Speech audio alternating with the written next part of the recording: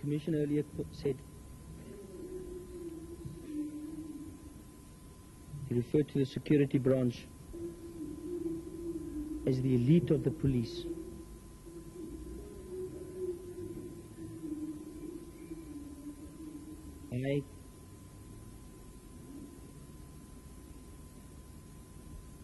I call them cowards, Mr. Commissioner. I call them the scum of the police. They are responsible not only for what they've done to me and my family, they are responsible to that that's happened to the whole community. Words often uttered by anti-apartheid activists who fell victim to the security police. But this man is no ordinary victim. I was involved in paramilitary groups, and the political objectives we wish to achieve, I don't think I at this stage want to elaborate on that.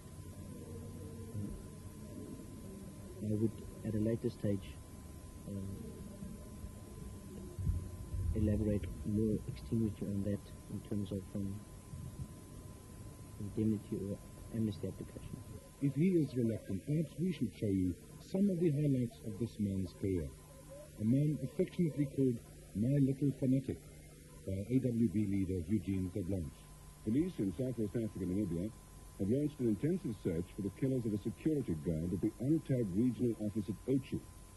People in the region have been asked to give any possible assistance in identifying the attackers. A substantial reward has been offered for information which could lead to the arrest of 3 suspects who attacked the office earlier this week. There have been no arrests by this evening. Our Windhoek news staff reports that the attack on the drill hall, which took place 3 minutes before the regional office was raked by automatic rifle fire, appears to have been a diversionary tactic. After the gunfire, 2 phosphorus grenades were thrown through the shattered windows, killing the security guard, Mr. Michael Kwasep. Our Windhoek correspondent reports that the phosphorus grenades and the caliber ammunition used were standard issue in the SADF. Meanwhile, the search for 3 escapees and 2 accomplices who shot and wounded a policeman during a daring escape near Achiwarongo, Namibia, has been extended to the South African-Namibian border. The wounded policeman, Constable Ricardo van Wyk, may have to be transferred to a hospital in Cape Town. And the Gibson reports that UNTAD spokesmen have severely criticized the Southwest African police for not taking enough care in transferring the 3 men who are considered to be dangerous. The escape seems to have been planned well in advance and executed with military precision. Roadblocks were mounted on all the main routes in Southwest Africa and Namibia today and at the ports of entry and exit. But at least 1 sighting was reported from as far away as Virginia in the Orange Free State.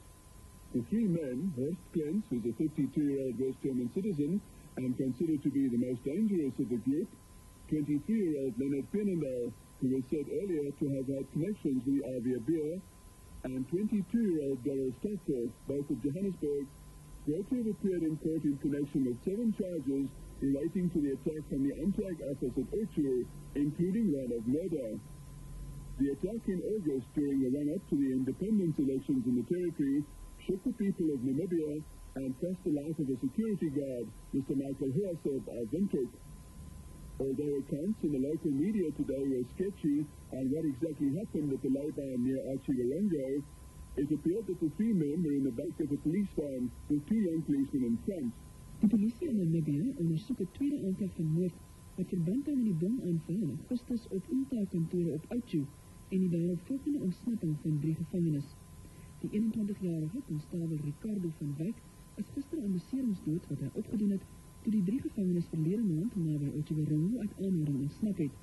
'n Veiligheidswag het in die bomaanval The magistrate has ruled that 2 members of the Order Boerevolk, Leonard Pienendahl and Daryl Stadtford, can be extradited to Namibia.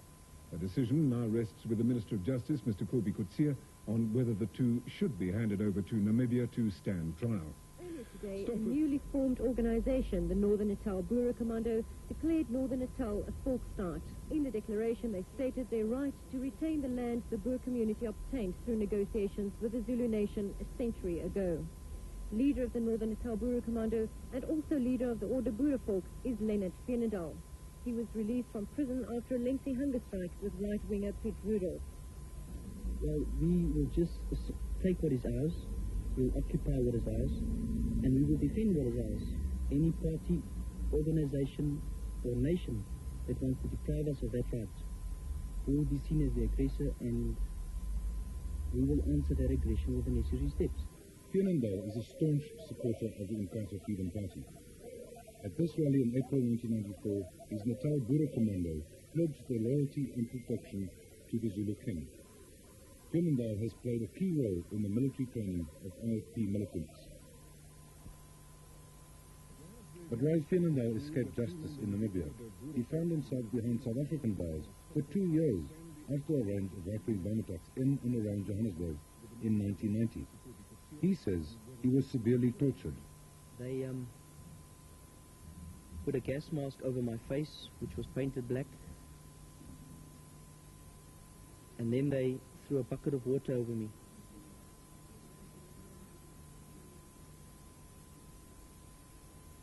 I then experienced being shocked. Then the current would come through my leg, then through my armpit, then through my genitals. Sometimes they would come all three together. While this was going, he shouted at me, "Why don't I call my God to release me from the chair?" And that I would see that they that are security branch, they are God.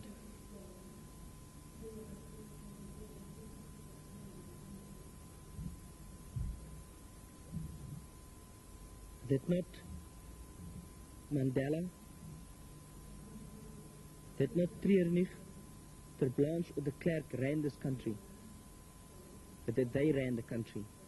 The Major put his foot on my head and he said, "You can squash me like a bug."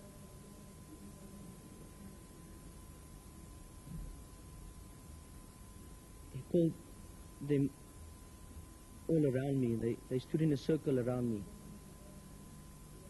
And they all proceeded to urinate over me, because they said I'm a dog. That is what you do to a dog. I'm looking forward to Mr. Veenendaal's amnesty application hearing. And perhaps our Departments of Justice and Foreign Affairs owe the public an explanation why he has not been sent back to Namibia to stand trial.